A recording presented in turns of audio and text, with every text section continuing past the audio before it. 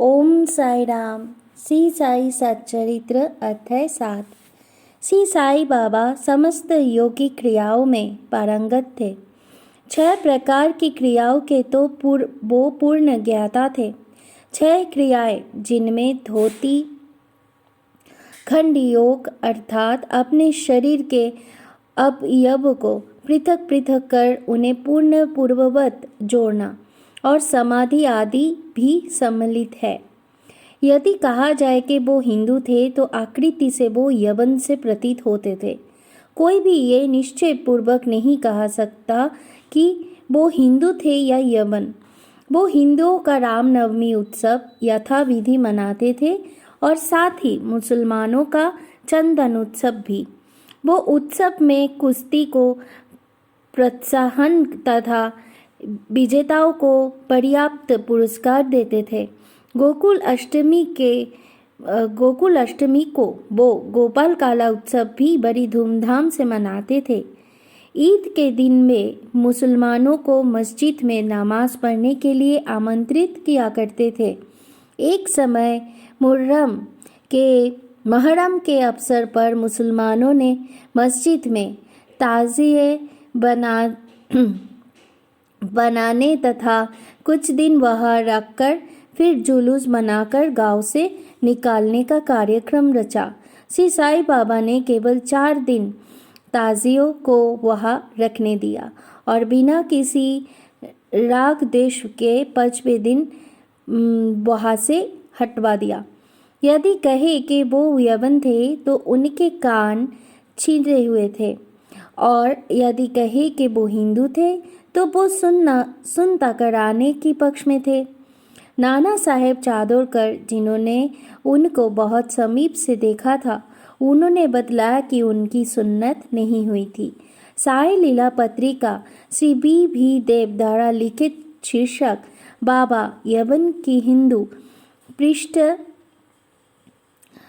562 देखो। यदि कोई उन्हें हिंदू घोषित करे तो वो सदा मस्जिद में निवास करते थे और यदि यवन कहे तो वो सदा वह धुनी प्रज्वलित रखते थे तथा अन्य कर्म जो इस्लाम धर्म की विरुद्ध है, जैसे चक्की पीसना, शंख तथा घंटानाद, होम आदि कम करना, अन्नदान और अर्घधारा पूजन आदि सदैव वहाँ चलते रहते थे। यदि कोई कहे कि वो यवन थे तो कुलीन ब्राह्मण और अग्निहोत्री भी अपने नियमों का उल्लंघन कर सदा उनको साष्टांग नमस्कार किया करते थे। जो उनके स्वदेश का पता लगाने गए, उन्हें अपना प्रश्न ही विस्मृत हो गया और वो उनके दर्शन मात्र से ही मोहित हो गए। अस्तु इसका निर्णय कोई न कर सका कि यथार्थ में साई बाबा हिंदू थे या यवन। इसमें आश्चर्य ही क्या है।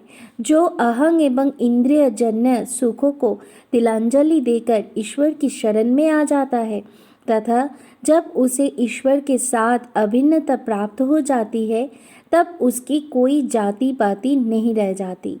इसी कोटि में श्री साई बाबा थे। वो जातियों और प्राणियों में किंचित मात्र भी भेदभाव नहीं करते थे। फकीरों के साथ वो आमिष और मछली का सेवन भी कर लिया करते थे। कुत्ते भी उनके भोजन पात्र में मुंह डालकर स्वतंत्र पूर्वक खाते थे, परंतु उन्होंने कभी कोई आपत्ति नहीं की। ऐसा अपूर्व और अद्भुत श्री साई बाबा का अवतार था। गत जन्मों के शुभ संस्कारों के परिणाम स्वरूप मुझे भी उनके श्री चरणों की समीप बैठने और उनका सत्संग लाभ उठाने का सौभाग्य प्राप्त हुआ। मुझे जिस आनंद एवं सुख का अनुभव हुआ, उसका वर्णन मैं किस प्रकार कर सकता हूँ। यथार्थ में बाबा अखंड सच्चिदानंद थे। उनकी महानता और अद्वितीयता का बयान कौन कर सकता है भला।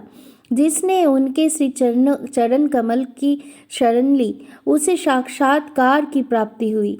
अनेक सन्यासी, साधक और मुमुक्ष जन भी श्री साई बाबा के पास आया करते थे बाबा भी सदैव उनके साथ चलते फिरते उठते बैठते उनसे वार्तालाप कर उनका चित्तरंजन किया करते थे। अल्लाह मालिक सदैव उनके होठों पर था। वो कभी भी विवाद और मतभेद में नहीं पड़ते थे तथा सदा शांत और स्थिर रहते थे। परंतु कभी कभी वो क्रोधित भी हो जाया करते थे। वो सदैव ही वेदांत की शिक्षा दिया करते थे। कोई भी अंत तक ना जान सका कि साईं बाबा वास्तव में कौन थे। अमीर और गरीब दोनों उनके लिए एक समान थे। वो लोगों के गुच्छ व्यापार को पूर्णता जानते थे और जब वो रहस्य प्रकट करते थे तो सब विस्मित हो जाते थे। स्वयं ज्ञान अवतार होकर भी सदैव अज्ञानता का प्रदर्शन किया करते थे। उन्हें आदर सत्कार से सदैव रुचि थी। इसी प्रकार का साईं बाबा का वैशिष्ट्य था। थे तो वो शरीरधारी परंतु कर्मों से उनकी ईश्वरीयता स्पष्ट झलकती थी। शिरडी के सकल नर नारी उन्हें परम ब्रह्मा ही मानते थे। बाबा की प्रकृति मैं मूर्ख जो हूँ श्री साईं बाबा की अद्भुत लीलाओं का वर्णन नहीं कर सकता।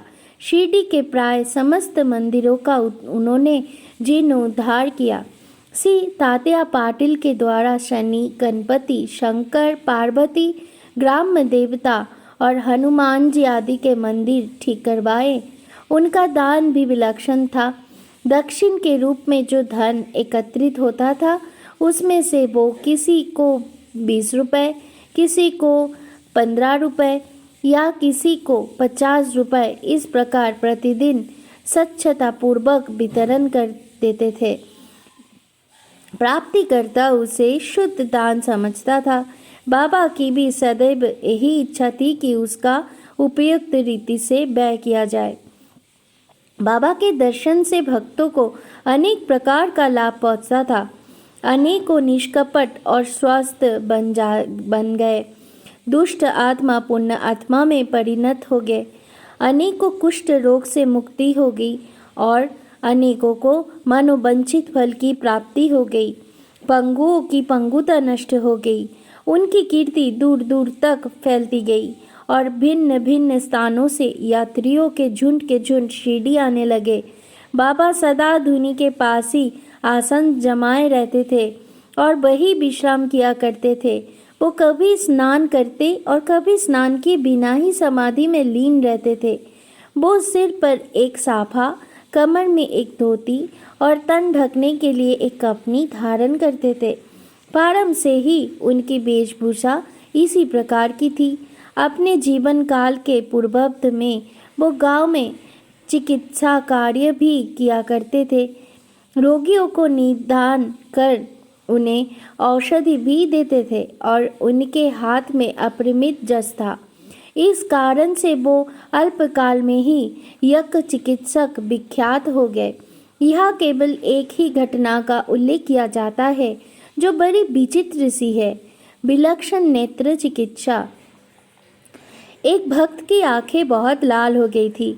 उनमें सूजन भी आ गई थी। शिरडी सरीखे छोटे गांव में डॉक्टर कहा। तब भक्त जन ने रोगी को बाबा के समक्ष उपस्थित किया। इस प्रकार की पीड़ा में डॉक्टर प्राय लेप, मरहम, अंजन, गाय का दूध तथा कर्पूरी युक्त औषधियों का प्रयाग में लाते हैं। पर बाबा की औषधि तो सर्वथा ही भिन्न थी। उन्होंने भिलावा पीसकर उसकी 2 गोलियां बनाई और रोगी के नेत्रों में एक एक गोली चिपकाकर कपड़े की पट्टी से आंखें बांध दी। दूसरे दिन पट्टी हटाकर नेत्रों के ऊपर जल के छींटे छोड़े गए। सूजन कम हो गई और नेत्र प्राय निरोग हो गया। नेत्र शरीर का एक अति सुकोमल अंग है, परंतु बाबा की औषधि से कोई हानि नहीं पहुंचती, बल्कि नेत्र की व्याधि दूर हो गई।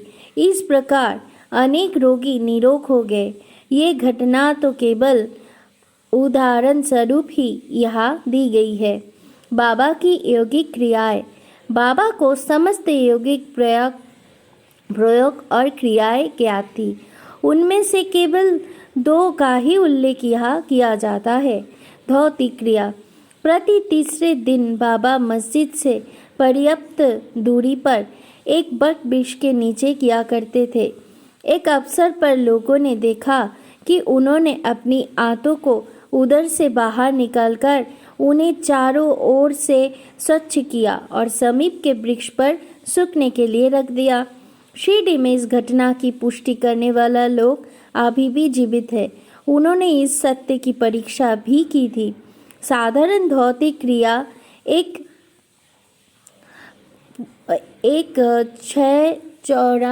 6 इंच चौड़ा एवं 22.5 फुट लंबे गीले कपड़े के टुकड़े से की जाती है।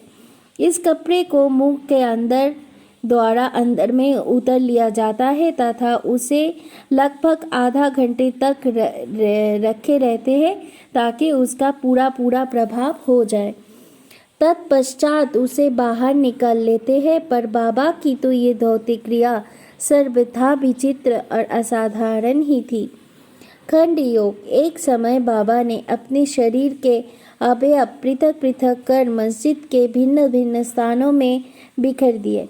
अकस्मात उसी दिन एक महाशय मस्जिद में पधारे और अंगों को इस प्रकार यहाँ वहाँ बिखरा देखकर बहुत ही भयभीत हुए। पहले उनकी इच्छा हुई कि ग्राम अधिकारी को ये सूचना देनी चाहिए कि किसी ने बाबा को खून कर उनके टुकड़े टुकड़े कर दिए हैं, परंतु सूचना देने वाला ही पहले पकड़ा जाता है, ये सोचकर वो मौन रहे। दूसरे दिन जब वो मस्जिद में गए तो बाबा को पूर्ववत हृष्ट पुष्ट और स्वस्थ देखकर उन्हें बड़ा विस्मय हुआ। उन्हें ऐसा लगा कि पिछले दिन जो दृश्य देखा था वो कहीं सपना तो नहीं था। बाबा बाल्यकाल से ही योगिक क्रियाएं किया करते थे और उन्हें जो अवस्था प्राप्त हो चुकी थी उसका सत्य ज्ञान किसी को भी नहीं था। चिकित्सा के नाम से उन्होंने कभी किसी से एक पैसा भी स्वीकार नहीं किया। अपने उत्तम लोकप्रिय गुण के कारण उनकी कीर्ति दूर दूर तक फैल गई। उन्होंने अनेक निर्धनों रोगियों का स्वास्थ्य प्रदान किया।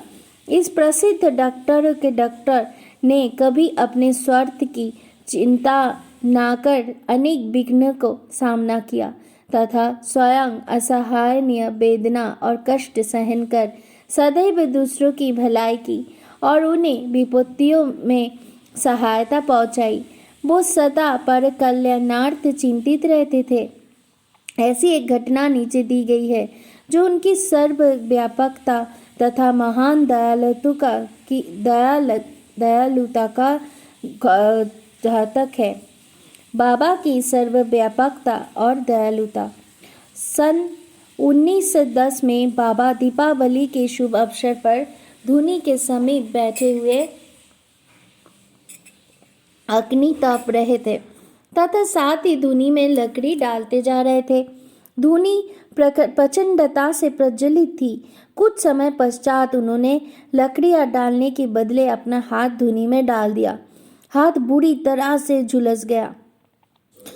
नौकर माधव और माधवराव देशपांडे ने बाबा को धूनी में हाथ डालते देखकर तुरंत दौड़कर उन्हें बलपूर्वक पीछे खींच लिया। माधवराव ने बाबा से कहा, देवा, आपने ऐसा क्यों किया? बाबा सावधान होकर कहने लगे, यहाँ से कुछ दूरी पर एक लोहारिन जब भट्टी धोक रही थी उसी समय उसके पति ने उसे बुलाया। कमर पर बैठे हुए शिशु का ध्यान छोड़ वो शीघ्रता से वहाँ दौड़कर गई। अब अभाग्यवश शिशु फिसलकर भट्टी में गिर पड़ा। मैंने तुरंत भट्टी में हाथ डालकर शिशु को बचा लिया। मुझे अपना हाथ जल जाने का कोई दुख नहीं है, परंतु मुझे संतोष है कि एक मासूम शिशु के प्राण तो बच गए। कुष्ठ रोगी की सेवा।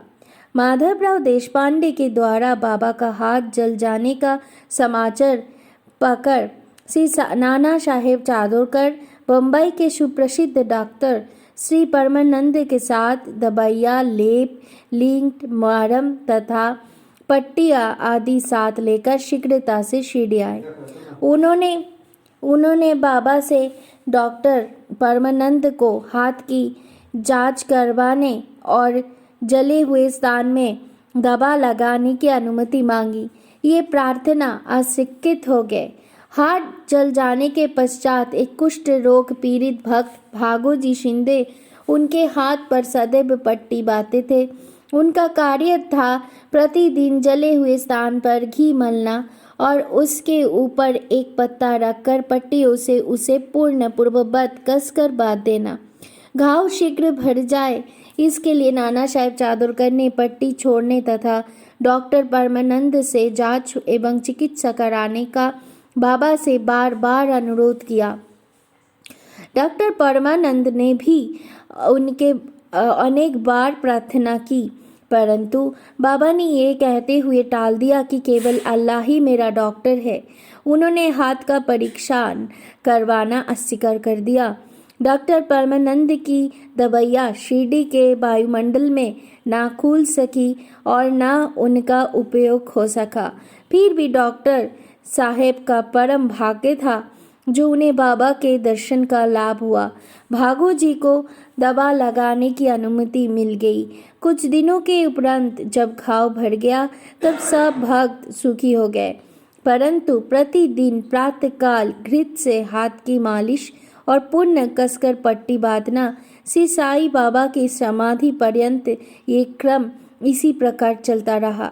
श्री साईं बाबा सदृश पुण्य सिद्ध को यथार्थ में इस चिकित्सा की कोई भी आवश्यकता नहीं थी, परंतु भक्तों के प्रेम वर्ष उन्होंने भागो जी का ये सेवा निर्विघ्न स्वीकार की।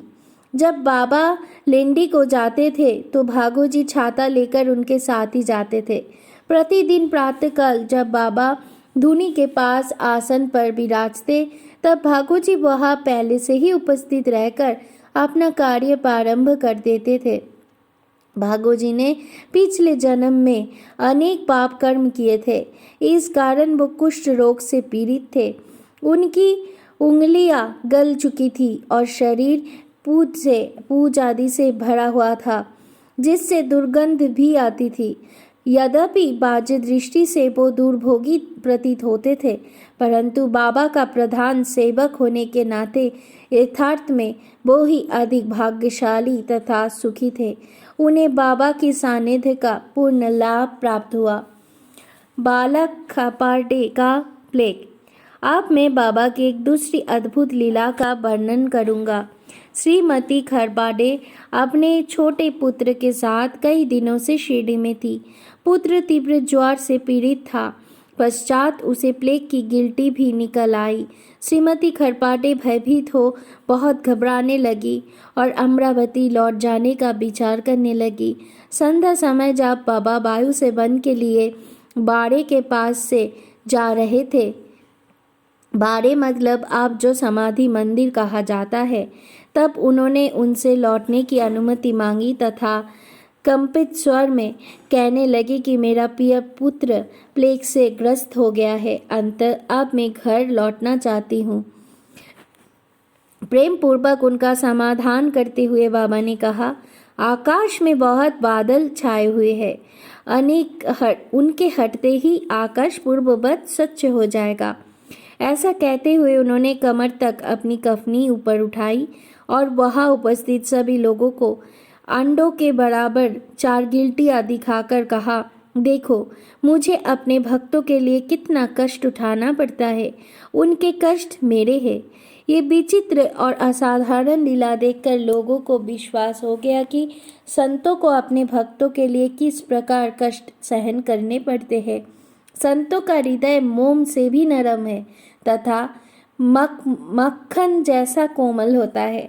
वो आकरण ही भक्तों से प्रेम करते हैं और उन्हें अपना निजी संबंधी समझते हैं। पंढरपुर गमन और निवास। बाबा अपने भक्तों से कितना प्रेम करते और किस प्रकार उनकी समस्त इच्छाओं तथा समाचारों को पहले से ही जान लेते थे, इसका वर्णन कर मैं ये अध्याय समाप्त करूंगा। नाना साहेब चादोरकर बाबा के परम भक्त थे। वो खानदेश में नंदुरबार के मामलतदार थे। उनका पंढरपुर को तबादला हो गया और श्री साईं बाबा की भक्ति उन्हें फलदायी हो गई, क्योंकि उन्हें पंढरपुर जो भू वैकुंठ है सत्य से ही समझा जाता है, उसमें रहने का अवसर प्राप्त हो गया। नाना साहेब को शीघ्र ही कार्यभार संभालना था, इसीलिए वो किसी को पूर्व पत्र या सूचना दिए बिना ही शीघ्रता से शिरडी को रवाना हो गई। वो अपने पंढरपुर में अचानक ही पहुंचकर अपने विठोबा बाबा को नमस्कार कर फिर आगे प्रस्थान करना चाहते थे। नाना साहब के आगमन की किसी को भी सूचना नहीं थी, परंतु बाबा तो सर्वज्ञ थे। जैसा ही नाना साहेब नीम गांव पहुंचे, बाबा मलसापति, अप्पा शिंदे और काशीराम से वार्तालाप कर रहे थे। उसी समय मस्जिद में स्तब्धता छा गई और बाबा ने अचानक ही कहा, चलो चारों मिलकर भजन करें। पंढरपुर के द्वार खुले हुए हैं। ये भजन प्रेम पूर्वक गाए। पंढरपुरला जायंचे जायंचे, तिथिंच मजला रायंचे, तिथिंच मजला रायंचे, घर ते मझया रायंचे।